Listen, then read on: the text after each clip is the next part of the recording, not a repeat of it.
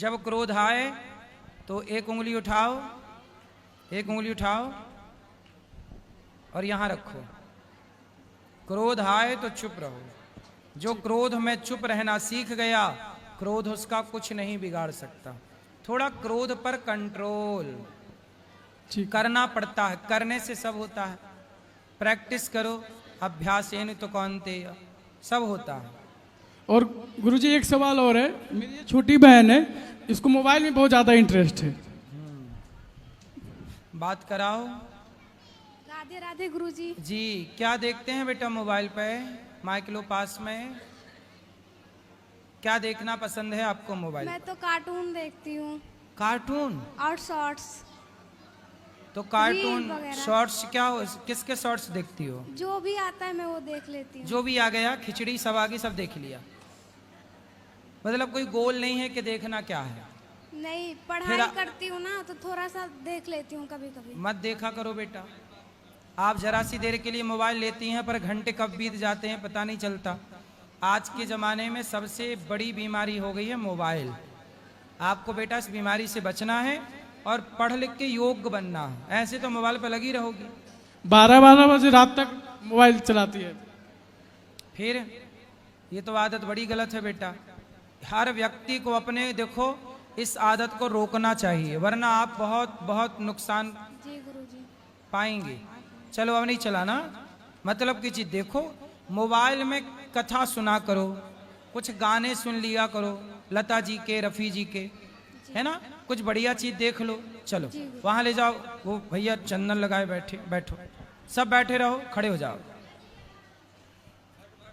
सब बैठो। आइए, आएंगे आशा रख पगले। बोलो राजा रामचंद्र की। हाँ जी गुरुजी, आपके चरणों में कोटि कोटि प्रणाम जी। मैं छत्तीसगढ़ राजनांदगांव से हूँ, मोहित यादव नाम है मेरा। एक ही प्रश्न है, मैं अभी शहर में रहता हूँ, गांव में मेरा गृहग्राम है। मेरा माता पिता भाई मतलब कोई नहीं ब्लड जैसा।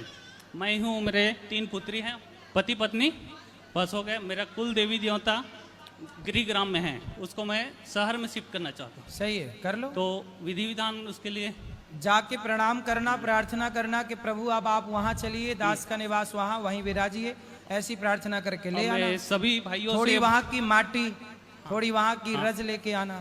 मैं सभी भाइयों से बोलना चाहता हूँ कि कथा में इतना शक्ति है कि पूछो मत। कोई जो धन दौलत वो नहीं दे सकता, वो कथा दे सकता है। मैं 1/1/2022 से जुड़ा हूँ। आज पहले किराए के मकान में रहता था, आज 2 मकान है और 2 किराएदार है मेरा, केवल कथा के माध्यम से। कथा सुनने से समृद्धि तो आती है, बात सही कह रहे हैं। और बेटी के बारे में, मेरे 3 बेटियां हैं, तीनों सीजर है, लेकिन बेटियां जब से हैं मेरा दिन दुगनी रात चौगनी हो गए। भगवान बांके बिहारी का आशीर्वाद है, गौरी गोपाल भगवान से। बेटियां लक्ष्मी है। और आपका आशीर्वाद मेरे और मेरे पूरों पर एक बार राधे राधे बोल। सबको राधे राधे, खुश रहे। चलो भैया को तो, पीछे वाले भैया को, फिर यहाँ ले आना माइक। गुरुजी सीताराम जी। सीताराम। मैं राजस्थान जिले से हूँ और मेरा ये सवाल है कि हनुमान जी को प्रसन्न करने का सबसे अच्छा तरीका कौन सा है? हनुमान जी को प्रसन्न करना है तो सुंदरकांड का पाठ करो। सुंदरकांड का? हनुमान चालीसा, सुंदरकांड का पाठ करो बस। और मेरा दूसरा सवाल ये है कि अब मतलब अपन ने किसी भी महाराज जी को गुरु बना लिया हो, लेकिन उनका जो आचरण हो, मतलब देख रेख का वो सही नहीं होता, उसका क्या समाधान किया जाए? तो ऐसे व्यक्ति का त्याग कर देना चाहिए। त्याग जो कर पथ भ्रष्ट हो उसका त्याग कर देना चाहिए। तो त्याग के लिए क्या क्या करना पड़ता है? क्या करेंगे, त्याग दो बस, उससे दूरी बना लो। और आपसे गुरु मंत्र लेना है तो कब ले? मंत्र 8 बजे दिया जाता है। ठीक है, धन्यवाद। यहाँ ले आना माइक, खड़े हो जाओ। ये पोस्टर वाली बहन को बात कर लेते हैं, फिर आप बात करना। बोलो। राधा कृष्ण दासी रूबी गुरुदेव के श्री चरणों में कोटि कोटि प्रणाम करती है। जी। गुरुदेव, मेरा पूरा परिवार 10 सालों से आपकी कथा सुनता है, लेकिन कन्हैया ने 2025 में मुझे बुलाया और मेरे परिवार को भी। मैं धन्य हो गई आपके इस गौरी गोपाल आश्रम में आके। और आज कन्हैया ने मेरे मैया को, मेरे बाबा को, सबको बुलाया। और जैसे मैंने आपकी इस भूमि पर चरण रखा, वैसे एक व्यक्ति आए जो बहुत अच्छे, मतलब पैसे वाले थे, लेकिन आपके गौरी गोपाल आश्रम जो सामने है उसमें उनको अलाउ नहीं था जाना, क्योंकि उसमें सिर्फ महिलाएं जाती हैं और उनकी मैया खो गई हैं। और उन्होंने मुझसे मतलब रोते हुए कहा कि दीदी मेरी ये सहायता करो मेरी मैया को खुजवाने में। गुरुजी से कहना कि ये पोस्टर अपने यहाँ मतलब माइक में कह के बोल दें। बिल्कुल मिल जाएंगी तो जरूर सूचना दे दिया जाएगा। और बोली गौरी गोपाल आश्रम में जूम कर लो भैया, दिखा दो मैया गुम हो गई हैं तो चलो ठीक है। और गुरुजी जाएंगी तो बताएंगे। मेरा प्रश्न है जी कि गुरुदेव क्या हर कन्या को विवाह करना आवश्यक है? आपका मन नहीं है? जी नहीं। क्यों? गुरुदेव मेरे माता पिता कहना है कि मैं समाज को देख के मुझे विवाह करना जरूरी है। मतलब उन्हें लगता है कि समाज को देखते हुए तुम्हारा विवाह करना जरूरी, नहीं तो समाज जीने नहीं देगा। लेकिन मेरा उद्देश्य है कि मैं विवाह ना करूं, मैं आपके जैसे सेवा करूं।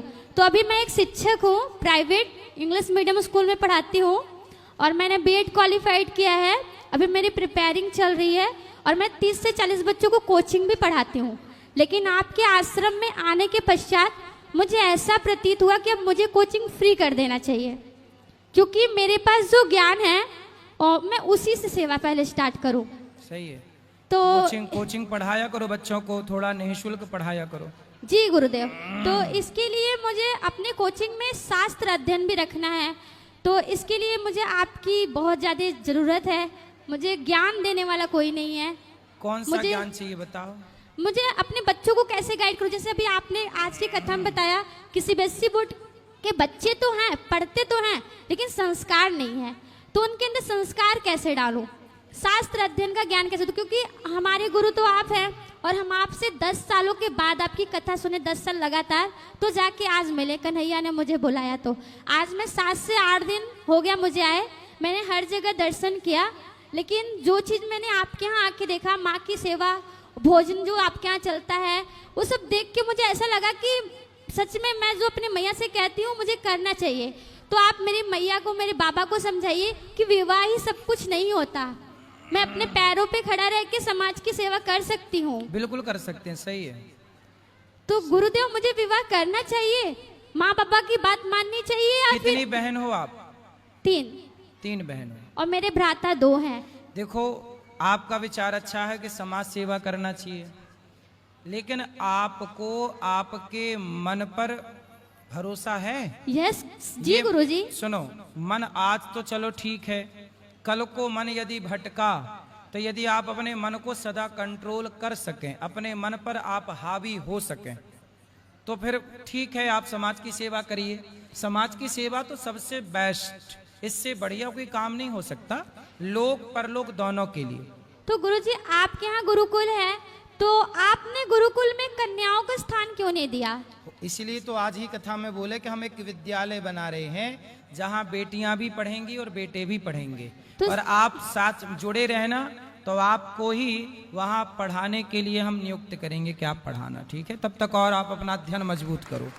तो गुरुदेव अभी मतलब कि मुझे क्या करना चाहिए, क्योंकि माँ बाबा बहुत ही जोरों से अपने विवाह। बच्चों को कोचिंग के दौरान कथा में जो हम अच्छी अच्छी बातें बताते हैं, आप थोड़ा भगवत गीता पढ़ना स्टार्ट करो। गुरुजी हम भगवत गीता भी पढ़ते हैं फिर और वही अच्छी रामायण अच्छी भी। बातें अपने बच्चों को बताओ। तो शिक्षा के साथ संस्कार तब बनेगा जब आप बच्चों को भारतीय प्राचीन भारत के विषय में बताओगे कि हमारे भारत में क्या था। धर्म सबसे पहली आवश्यकता है। बच्चों को ये पढ़ाया जाए कि बेटा धर्म किसे कहते हैं। यदि 2 चीजें पढ़ाई गई कि धर्म किसे कहते हैं और अधर्म किसे कहते हैं, आज बच्चों को पूछा जाए, यहाँ बैठे लोगों से पूछा जाए कि बताओ धर्म किसे कहते हैं और अधर्म किसे कहते हैं, बहुत सारे लोगों को पता ही नहीं कि धर्म क्या है और अधर्म क्या है। हम ये 2 चीजें यदि बता पाएं बच्चों को कि धर्म क्या है, दया को धर्म कहते हैं, सत्य को धर्म कहते हैं, परोपकार परहित सरिस धर्म नहीं भाई, इसे धर्म कहते हैं। धर्म की बहुत गूढ़ गूढ़ बातें हैं। धर्म किसे कहते हैं? जैसे आप और मेरे बीच में कौन है?